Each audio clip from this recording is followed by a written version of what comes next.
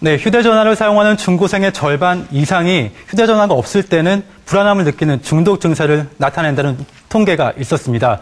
자, 특히 수업 중에 많은 학생들이 이 휴대폰을 사용하는 것 때문에 그 문제가 더욱 심각하다고 하는데요. 그렇다면 휴대폰이 있을 때와 없을 때 학생들의 집중력은 어떤 차이가 있는지 찾아라 스무뉴스 1인치에서 알아봤습니다.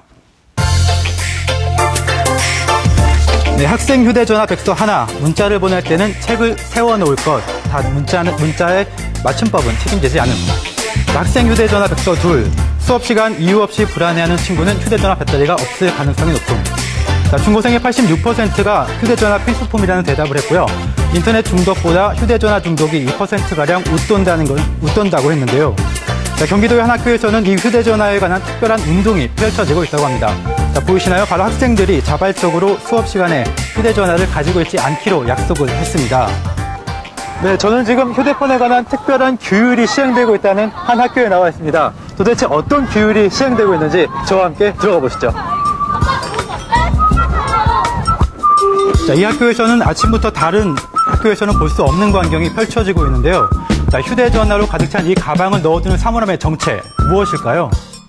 잠깐만요. 왜 휴대폰을 여기다 넣어두는 거예요? 휴대폰을 가지고 온 학생들은 자율적으로 휴대폰을 내어서 방과 후 수업이 끝난 후에 가져가도록 되어 있습니다. 네, 학교에서 휴대전화를 쓸 수 없는 아이들, 반응은 과연 어떨까요? 안 가지고 다니니까 어때요? 수업 분위기도 좋고요. 수업도요, 되게 집중도 잘 되고, 선생님 말씀도요, 되게 쏙쏙 잘 들어와요. 핸드폰 요금이 적게 나와서 좋아요. 처음엔 많이 불편했는데요. 이제는 습관이 돼서요, 많이 편해지고 수업에도 집중이 잘 되는 것 같아요. 네, 예상외로 학생들의 반응이 좋았고 또 수업 분위기도 훨씬 좋아졌다고 합니다. 그렇다면 휴대폰은 학생들의 면학 분위기 조성과 어떤 상관관계가 있는지 저희가 직접 실험을 통해서 알아보도록 하겠습니다. 자, 한 반에는 휴대전화를 쓸 수 있도록 허용을 했고요. 다른 한 반에는 평소처럼 휴대전화 없이 수업을 받게 한 뒤 그 두 학급에는 어떤 차이가 있을지 카메라를 학급에 직접 설치해서 관찰해 보기로 했습니다. 자, 휴대전화 없는 반 학생들이 별 변화 없이 조용하죠? 좋아요. 뭐가? 수업 능률도 오르는 것 같더라고요. 네. 자, 휴대폰이 있는 반. 자, 휴대전화를 가지고 있는 반은 문자를 보내고 또 문자가 오고 지적받고 또 어수선하더라고요. 진동도 안 해놨어요? 네, 이렇게 지금 제가 보고 있는데요. 휴대폰이 있는 반이 확실히 없는 반에 비해서 너무 어수선하고 정신이 없어요, 지금. 네, 그리고 그때 급기야는 수업 시간에 벨소리가 울리고 말았는데요. 네, 지적받아서 앞으로 휴대폰을 내기까지 시간은 얼마나 허비되는지 재봤는데 거의 40초가 다 되는 시간이 그냥 흘러가 버리는 걸 알 수 있었습니다. 네, 좀 더 정확한 실험을 하기 위해서 집중력 테스트에 들어갔는데요. 네, 먼저 휴대전화가 없는 상태로 독서를 해봤고요.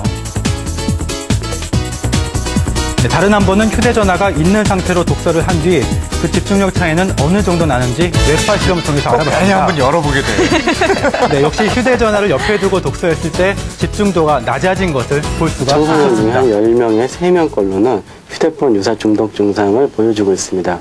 그 중독 증상으로는 정서적으로 휴대폰을 안 갖고 왔다거나 배터리가 없어졌을 때 불안이나 초조해하는 정서적인 폐회와 함께 그 언어 파괴 현상과 함께 수업에 집중을 못하고 수업 진행에 방해가 되기 때문에 학습 능률의 저하도 초래할 수 있겠습니다. 휴대폰 없는 우리 학교!